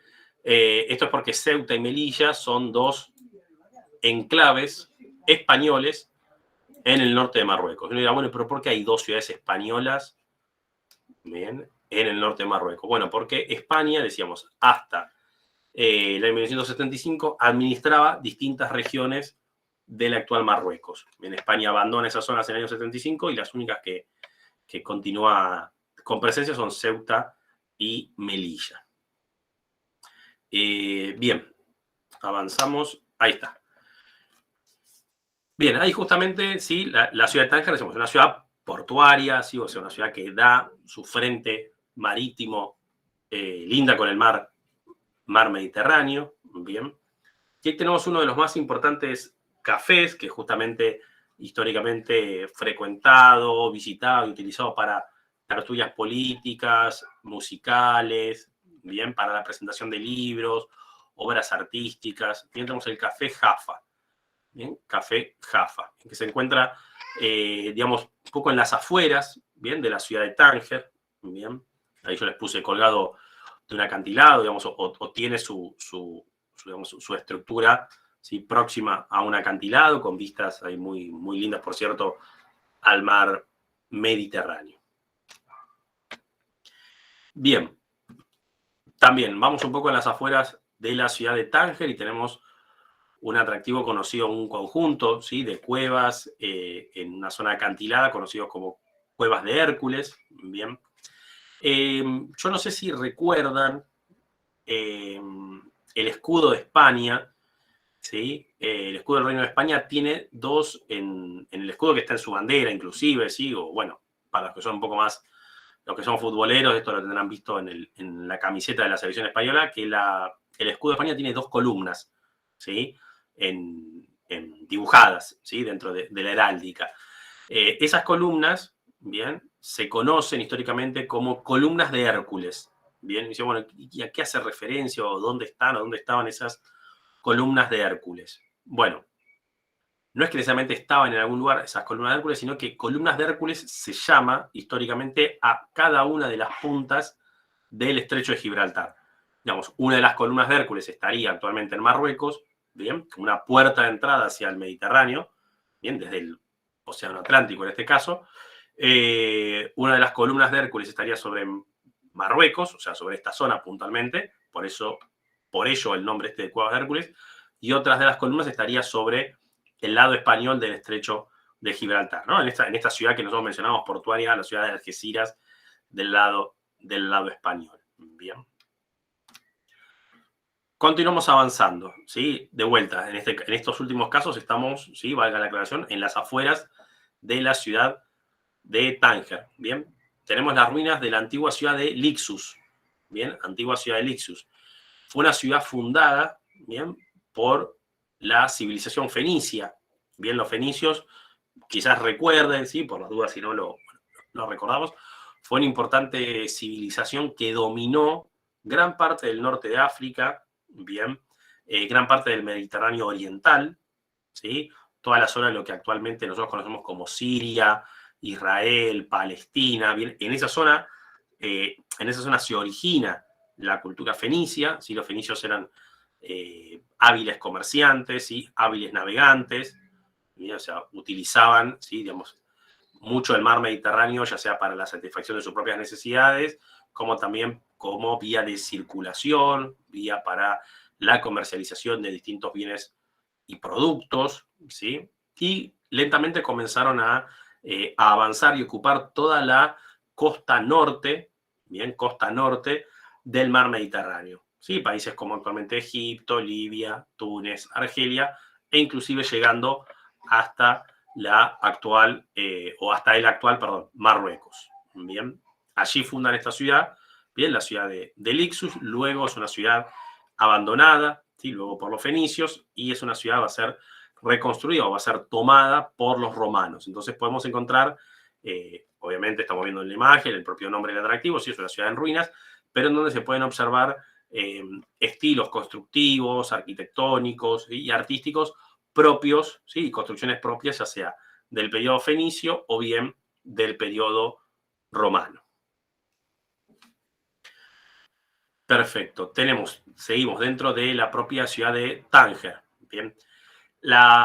Cerca de Tánger, ¿sí? De vuelta en las afueras de la ciudad, el sector más próximo, ¿sí? Digamos, más en dirección hacia el norte, o sea, que más se acerca a Europa, bien, el cabo o la punta, bien, que más se interna en el estrecho de Gibraltar, es este cabo, ¿sí? El cabo Espartel, ¿sí? Justamente con vista al estrecho de Gibraltar, digamos, del otro lado, ¿sí? No se alcanza a ver por la distancia, y además la foto de arriba está un poco nublado, pero la distancia se vería, digamos, del otro lado del cabo, del otro lado de donde encontramos ese faro, encontramos, ¿sí? el sector español, ¿sí? Encontramos península ibérica.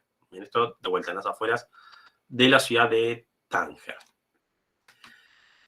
Bien, pasamos a otro atractivo, bien, otra ciudad, digo, aparte de la ciudad de Tánger, y es la ciudad de Asilah, ¿sí? O Arcila, bien, que es una fortificación originalmente construida por el Imperio Portugués, ¿sí? También a tener en cuenta que gran parte de la costa africana, ¿sí? Sobre todo la costa atlántica, o sea, la costa oeste africana, bien, a lo largo del siglo XIV y siglo XV fue tomada, bien, y fue un enclave muy importante para el Imperio Portugués, ¿sí? Gran parte, decíamos, de la costa africana perteneció al Imperio Portugués, incluso hasta la década del 60 hubo sectores de África que pertenecían, ¿sí? Que todavía eran colonia portuguesa, eso quería decir, bien. No es este ejemplo, sí, este ejemplo, digamos, solamente mencionamos a los portugueses como importantes en el momento de su construcción, muy bien, también por encontrarse cerca de Tánger y cerca, digamos, de esta vía de circulación sumamente importante que es el estrecho de Gibraltar, ¿sí? Que permite la conexión, bien, por vía marítima, por vía naval, entre el Mediterráneo, bien, con el océano Atlántico. Sobre todo en la actualidad muy visitada la zona de Asilah porque es una zona importante, de un importante balneario, bien, sobre todo para el turismo, decíamos turismo de sol y playa. Bien, pasamos a la segunda ciudad que vamos a mencionar. Quiero mirar rápidamente la hora. Bien. Segunda ciudad que vamos a mencionar dentro de la región mediterránea, dentro del norte de Marruecos. Bien, la otra ciudad además de Tánger es la ciudad de Tetuán. ¿Sí? Ciudad de Tetuán, fíjense, de vuelta, así como mencionamos Tánger, una ciudad internacional. Bueno, el caso de Tetuán también, capital del protectorado español hasta el momento de la independencia marroquí, o sea, Tetuán es una ciudad con una muy importante influencia española. Bien, cabe destacar lo siguiente, si yo al principio creo que no se los mencioné, el idioma oficial en Marruecos es el francés, bien. También se utiliza el idioma árabe, bien, para la comunicación. Y sobre todo, importante que en el norte de Marruecos, en estas ciudades, ¿sí? En Tánger, Tetuán, obviamente en Ceuta y Melilla huelga aclararlo, pero sobre todo en Tánger y Tetuán, también el uso del español está muy extendido, bien, está muy extendido el uso del español, entonces esto favorece y facilita mucho el tráfico turístico entre España, ¿sí? y Marruecos. Entonces, el uso del francés, el uso del español y eventualmente el uso del idioma árabe implica cierta facilidad para la comunicación de visitantes, turistas, ¿sí? O personas que se acerquen a estas ciudades. No sé si ustedes recordarán, ¿sí? Creo que lo hemos mencionado, bueno, fue al principio del cuatrimestre, ¿no? En Destinos Mundiales cuando vimos España, y si no, posiblemente lo recuerden de haberlo visto en su educación media, en alguna materia de carácter histórico, ¿sí? Cuando en 1492 finaliza la Reconquista, bien, pocos años más adelante se expulsa, ¿sí? Se echa del territorio español a los moriscos, ¿sí? Y judíos, bien, que habían quedado después de justamente la Reconquista cristiana de España. Muchos de esos mozárabes, moriscos y judíos que fueron expulsados, ¿sí? Que fueron echados de España a fines de 1400 y en distintas oleadas en los primeros años, ¿sí? Del 1500, justamente fueron, ¿sí? Desplazados hacia el norte de lo que actualmente conocemos como Marruecos, por ejemplo, en la ciudad de Tetuán, ¿sí? Bien, eso, bueno, el resto lo dejo para la lectura de ustedes, así avanzamos un poquito. Bien. Fíjense cómo, sobre todo, a ver, creo yo que sobre todo en esta fotografía, ¿no? Se nota un poco en las edificaciones, ¿sí? Bueno, en la foto allá también un poco, me parece. La influencia, decíamos, ¿no? La influencia constructiva, digamos, esta mezcla, ¿bien? Entre los estilos más propios del mundo árabe con los estilos españoles, digamos, un tipo de arquitectura, ¿sí? Un tipo de estilo que es muy propio también del sur de España, ¿bien? De la región de Andalucía, ¿bien? De ciudades como Granada, Córdoba, Sevilla, ¿sí? Podemos llegar a ver estilos constructivos muy similares, ¿bien? Y tiene que ver justamente, producto en este caso, de la influencia española en este sector del norte de Marruecos, y lo mismo para el caso del sur de España, la influencia árabe, ¿bien? Es una zona, digamos, de contacto y de interculturalidad muy importante, que hoy lo podemos observar de vuelta en las construcciones o incluso en los propios comportamientos de las personas, en el idioma que utilizan, en las religiones. Bien, uno de los principales atractivos que vamos a mencionar, ¿sí? Primero, similar un poco en Tánger habíamos mencionado, ¿no? El Museo de Artes Marroquíes, bueno, en este caso mencionamos el Museo Arqueológico, bien, Museo Arqueológico. Fíjense que incluso acá tenemos restos, ¿sí? De, por ejemplo, la ciudad de Lixus, ¿sí? Esa ciudad que habíamos mencionado hace un ratito cerca de Tánger, bien, encontramos restos de esa antigua ciudad dentro del Museo Arqueológico de la ciudad de Tetuán. Acá tenemos también un importante edificio, producto y resultado de la ocupación española, que es el Palacio del Califa, bien, Palacio del Califa. Originalmente este palacio era utilizado como sede, bien, como sede del protectorado español, ¿sí? O sea, parte de las oficinas, bien, españolas en este sector de la ciudad se encontraban en esta edificación, ¿sí? En la actualidad se le utiliza como Palacio Real, bien, igualmente se pueden visitar sus interiores, y justamente el estilo, ahí yo los puse, sí, estilo hispano-marroquí, si hubo ese estilo mozárabe, sí, un poco de mixtura entre los estilos de vuelta, ¿sí? Propios sobre todo del sur de España, ¿no? Fíjense como mucho el uso del color verde, bien, es muy propio del mundo árabe, bien, ¿no? Incluso hasta recuerdan ustedes algunas banderas de países árabes que tienen, ¿sí? El color verde, ¿sí? La bandera de Marruecos tiene la estrella de color verde, Argelia, Libia en sus propias banderas, ¿sí? Irak e Irán, los dos tienen verde, Egipto también. Perfecto. Abandonamos entonces la región mediterránea, ciudades de Tetuán, Tánger y Tetuán. Bien, vamos a la región atlántica, ¿sí? Acá la principal ciudad que vamos a mencionar va a ser la ciudad de Marrakech, ¿sí? Que es la ciudad que después nos permite ingresar a la zona del desierto del Sahara, ¿sí? Importante, ¿por qué la ciudad de Marrakech? Bueno, en términos turísticos, ¿sí? Y sobre todo para aquellas personas que disponen de mayor cantidad, o sea, que tienen tiempo como para destinar, por ejemplo, una semana o 10 días especialmente, particularmente y únicamente para Marruecos. Bueno, en este caso Marrakech es un importante atractivo, ¿bien? Es un importante destino, mejor dicho. Bien, decíamos, otra forma de visitar Marruecos puede ser quizás cruzando desde España en el día, ¿bien? Para visitar algunas de las ciudades que recién mencionábamos, ¿sí? De manera, digamos, puntual y particular, ir y volver en el día o simplemente recorrer alguna de esas dos ciudades. Ahora, quienes disponen de más tiempo, ya Marrakech pasa a ser el destino más importante. Bien, ¿por qué? Por un lado fue capital del Imperio Islámico, bien, entonces es una ciudad importantísima desde el punto de vista histórico, ¿sí? Inclusive mucho más que Tetuán y Tánger en este sentido. Y también importante, ¿por qué? Porque gran parte de las rutas comerciales que conectaban el actual Marruecos, por ejemplo, con Egipto, lo hacían, digamos, partían justamente desde la ciudad de Marrakech. Bien, vamos a volver al mapita que tenemos acá al principio. Acá está. ¿Sí? Fíjense que en Marrakech, ¿sí? Acá hay un conjunto montañoso. Sí, puede ser que Sandra, yo creo que se los debe haber mencionado cuando, si vieron la parte de relieve de Marruecos, sí, acá hay un conjunto montañoso que son los Montes Atlas. ¿Sí? Los Montes Atlas es como que parten a la mitad, ¿sí? Así en forma medio diagonal, ¿no?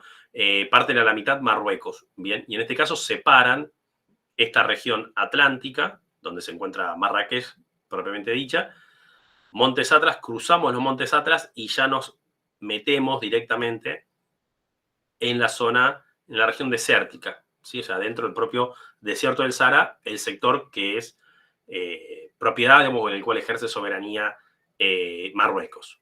Bien, entonces Marrakech, de alguna manera, forma como puerta de entrada de esas rutas comerciales, actualmente las rutas, digamos, turísticas para visitar el desierto del Sahara. Bien, vamos ahí, perfecto. Quería revisar algo. Sí, bien. Bien. A ver, déjenme mirar algo rápido, perdón, ahí está. Bien, acá tenemos entonces, bueno, primero, una vista, ¿sí? En términos, digamos, generales de la ciudad. Van a ver que está ubicada en una zona, digamos, de carácter plano, ¿sí? De carácter llano, la ciudad. Bien, acá tenemos, y en la foto está a mano derecha, bien, arriba a mano derecha, tenemos una de las más importantes plazas comerciales, ¿sí? La más importante, perdón, no una de las, sino la más importante plaza comercial, que es la plaza comercial del centro de la ciudad de Marrakech. Fíjense que es una gran plaza, bien, en donde tenemos una serie de puestos, ¿sí? De venta ambulante. También es donde se ubican, digamos, las camionetas o los camiones que luego parten, ¿sí? En estas rutas comerciales a lo largo del desierto del Sahara, o incluso las rutas de carácter turístico de visitantes que parten para visitar el desierto del Sahara, ¿sí? Bien, perfecto. Vamos avanzando un poquito más y ahí tenemos alguna de las puertas, lo ponemos en la anterior diapositiva, ¿no? Que tenemos una serie de murallas que rodean el centro histórico de la ciudad y tenemos algunas de las puertas que rodean a ese centro de la ciudad. Bien. Edificios religiosos, ¿sí? Mezquita, la primera que vamos a mencionar, la más importante, la mezquita de Kutubia.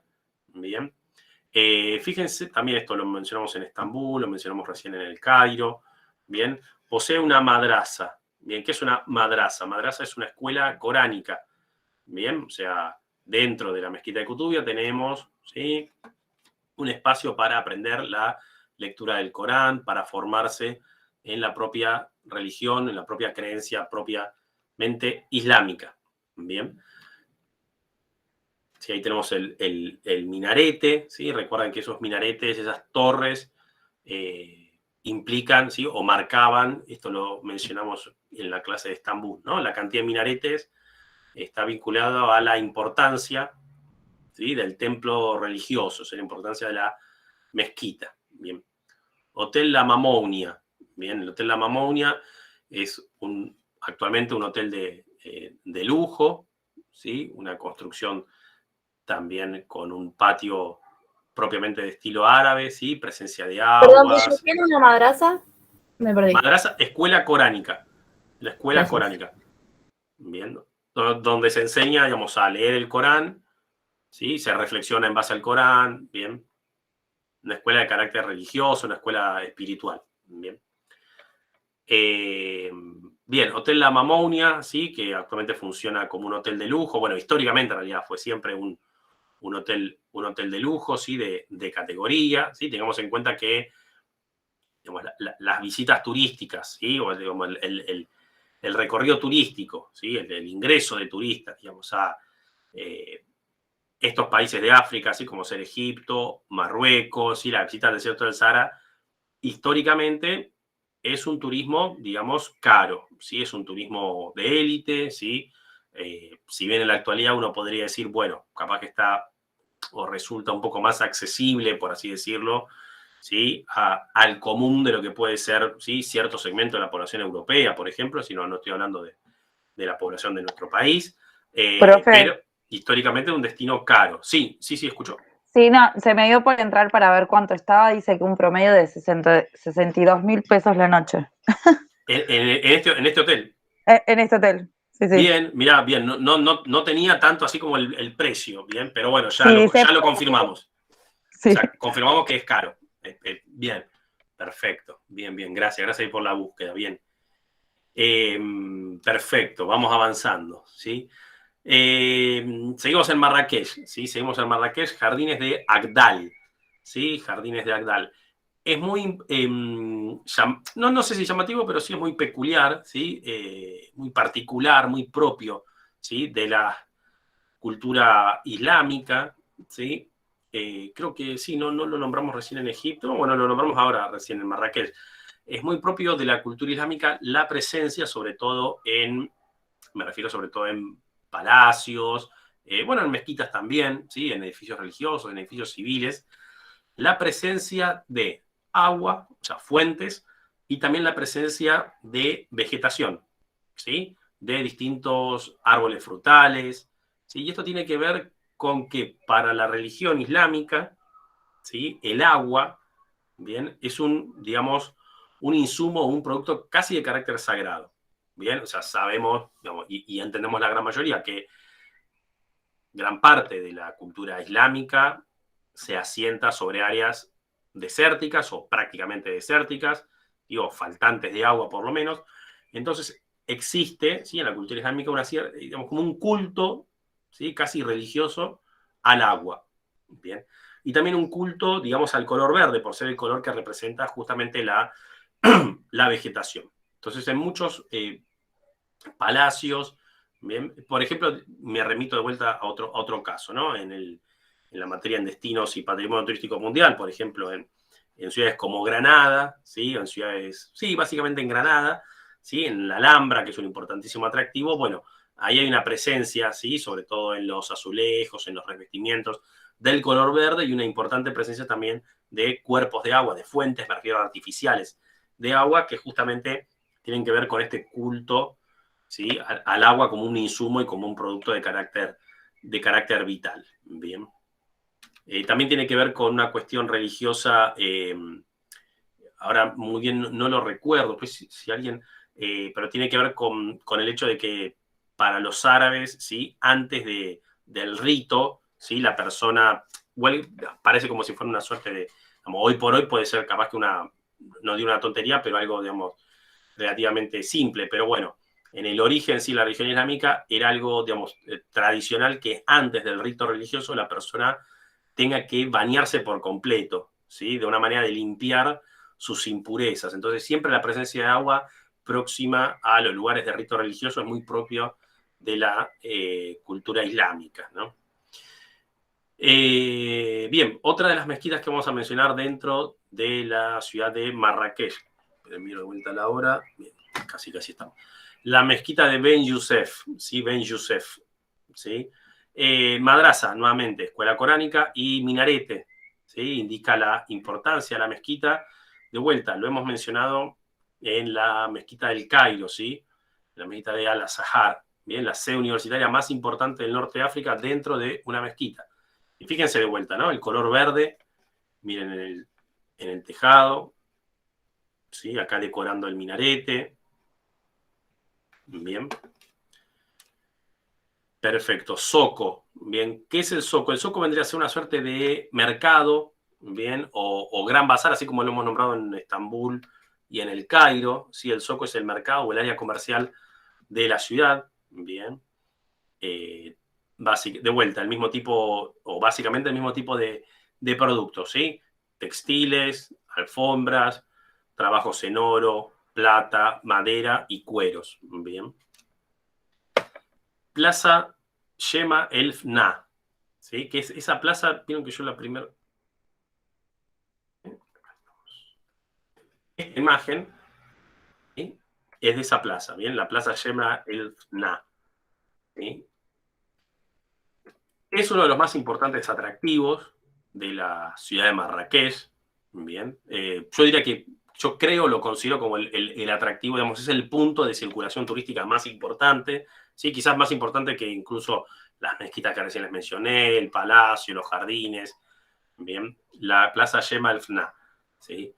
Es una plaza que tiene actividad, ¿bien? O que uno puede encontrar actividad durante todo el día, ¿sí? Ahí se sentencias de muerte, obviamente no sentencias de muerte que se aplican en la actualidad, sino que en la antigüedad ahí se realizaban las ejecuciones, ¿sí?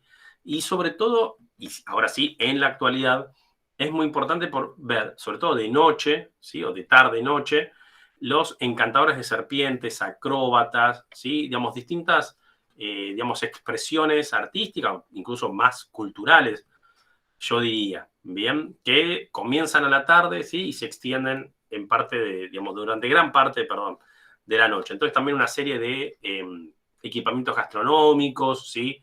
Ya sea ambulantes como permanentes, restaurantes, una zona de mucha circulación turística, ¿sí? Fíjense ahí el tamaño de esta plaza, ¿sí? Es una plaza seca, o sea, no es una plaza con presencia de fuentes en este caso, ni de vegetación, sino que es una gran explanada en el centro de la ciudad, ¿sí? Una cantidad innumerable de puestos que ofrecen, ¿sí? Distintos productos, y también utilizado, decíamos, como punto de reunión para las caravanas que se dirigen o que van en dirección al desierto del Sahara. Esto lo voy a pasar por alto, sí, aclaro por las dudas, esto lo pasamos por alto. Ahí está, quiero ir directamente, vayamos a la parte de desierto que me parece importante. Bien, en el caso acá de la diapositiva, ¿sí? La región del desierto lo vamos a ver como una región aparte, ¿sí? Región mediterránea, estábamos mencionando a Tetuán y Tánger, región atlántica, solamente a la ciudad de Marrakech, y como una tercera región, como una tercera zona dentro de Marruecos, encontramos el área del desierto, ¿sí? O la región desierto propiamente dicha. El centro base, ¿sí? O digamos la localidad importante para dirigirse a la zona del desierto, ¿bien? Es la ciudad de Marrakech, que es la ciudad que recién mencionamos. ¿Bien? De Marrakech se conecta a esta localidad Merzouga, ¿bien? Merzouga, que ya se encuentra directamente dentro del propio desierto del Sahara, ¿sí? Próxima, incluso acá lo puse, a la frontera con Argelia. ¿Bien? Las excursiones igualmente al desierto del Sahara no atraviesan la frontera, o sea, no es que pasan a Argelia, ¿sí? Marruecos y Argelia no tienen buenas relaciones diplomáticas, ¿sí? Entonces, digamos, la travesía, ¿sí? No pasa, sobre todo la travesía de carácter turístico, no pasa a la frontera por cuestiones básicamente de seguridad, pero es la conexión entre Marrakech y Merzouga, la conexión obligada para poder visitar esta región. Bien. La localidad de Merzouga es una localidad pequeña, igualmente. Fíjense que también es una localidad de carácter amurallada. Bien, estas dos fotos son de Merzouga, ¿sí? Ya encontramos el ambiente propio y característico de desierto de carácter arenoso, que es la característica principal y popularmente más conocida del desierto del Sahara, ¿sí? El acceso se realiza por medio de camionetas 4x4, vehículos diseñados al efecto, y luego se pueden realizar excursiones, como ustedes ven ahí, sobre dromedarios, ¿sí? Sobre camellos. Muy bien. Perfecto. Y esto último, perdón, que ustedes van a ver acá en la diapositiva, pásenlo por alto, ¿sí? O mejor dicho, yo después les subo eso a la diapositiva y les saco estas últimas diapositivas porque esto no es algo que vayamos a evaluar, ¿sí? Es lo que está ahí en las últimas 4 o 5 diapositivas. No hace falta que lo vean, ¿sí? O que lo estudien. Bien, pongo ahí para verlos nuevamente. Bien, pensé que vamos a tardar. Bien, estamos con el tiempo, perfecto. Escucho preguntas, consultas, no sé si estuvo más o menos claro. Sé que fue mucho, ¿sí? Me parece que fue como bastante, pero escucho si hay consultas o preguntas?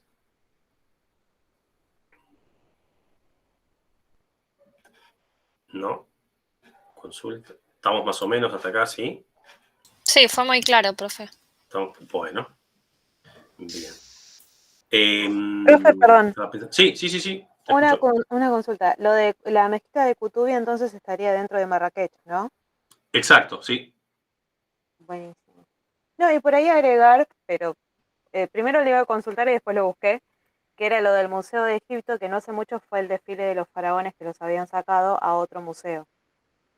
Que en realidad tenía la duda yo en realidad de si era que lo habían llevado al Museo de Egipto o si lo habían sacado de ahí. En realidad lo sacaron a otro que está ahí cerca, que se llama Museo de la Civilización Egipcia. O sea, parte de las colecciones que estaban en el Museo Egipcio lo llevaron a este museo claro, Museo de la Civilización.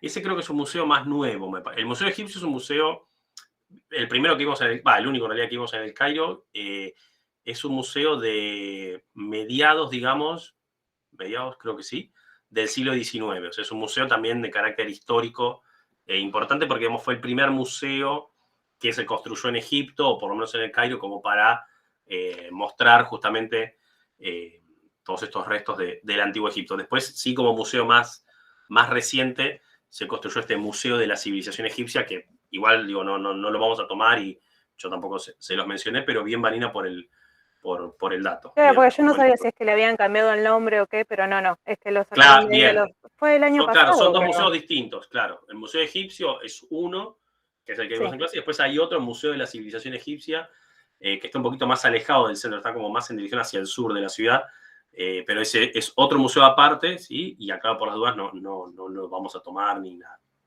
Claro. No, era como comentario porque, o sea, sé que habían salido noticias y eso de que hicieron como un desfile en la avenida y todo. Bien. Escucho si hay alguna otra consulta Entonces, o pregunta. lo único del desierto que toma es desierto, bueno, y la parte del Sahara Occidental. Claro, en Marruecos, digamos, ¿no? Porque nosotros en Egipto, en Egipto no vimos como excursión, digamos, o como opción, como alternativa, la visita al desierto del Sahara. Bien. De hecho, en realidad, todo lo que vimos en Egipto, digamos, tenemos la ciudad del Cairo, después Giza y Memphis, que está dentro del propio Cairo. Luxor, Valle de los Reyes, eso en realidad no está en el desierto del Sahara técnicamente hablando, está en todo el valle del río Nilo. O sea, estamos siempre en torno al río Nilo, valga, ¿sí? Obviamente que en Egipto también hay posibilidad de alejarse del río Nilo e internarse en el desierto del Sahara propiamente dicho. Bien, pero no lo nombré, digamos, no lo damos como una alternativa o como una opción o como una visita posible en Egipto. Sí, para el caso de Marruecos.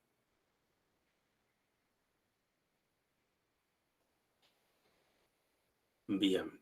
Bueno, gente, si no hay consultas, preguntas,